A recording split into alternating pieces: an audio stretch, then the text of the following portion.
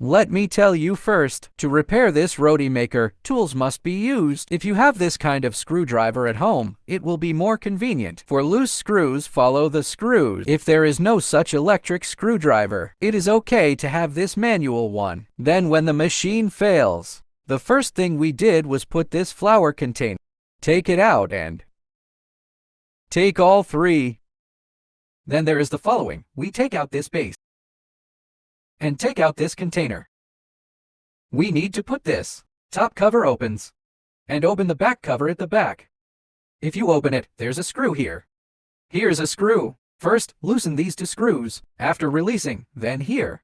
Back cover, there are 4 screws here. Also loosen these 4 screws first. When the screw is loosened, we can lift this upper cover. After lifting it, you can use a little force here. I took it out. After that, there are 123. Here's another screw. You cannot take it out after this is loosened. All 56 screws are loosened. After loosening, the bottom is below. There are still 5 screws in it.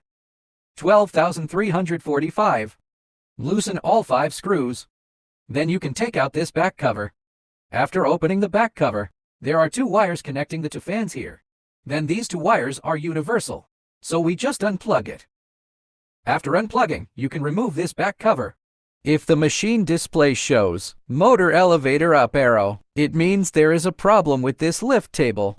First put these 4 screws, 1,234. The first case is that the screw is too tight, so you need to loosen it with screws a little bit. After loosening, restart the machine to see if it is normal. If it doesn't work, untie all 4 screws.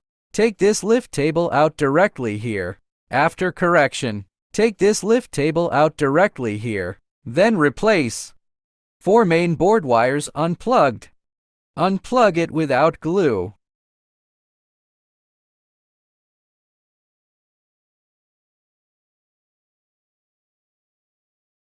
Shrinking gears pushed in.